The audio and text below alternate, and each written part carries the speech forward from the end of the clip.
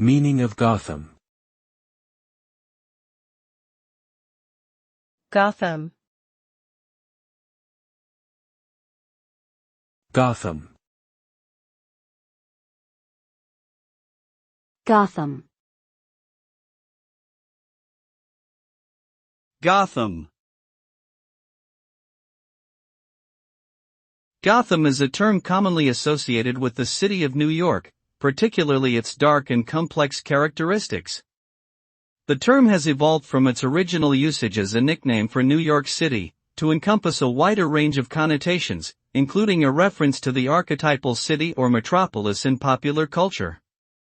Additionally, Gotham has become a shorthand for the metropolitan experience of modern life, with all its attendant complexities and challenges. Overall, the term Gotham represents a complex blend of myth, history, and contemporary reality that captures the essence of urban existence.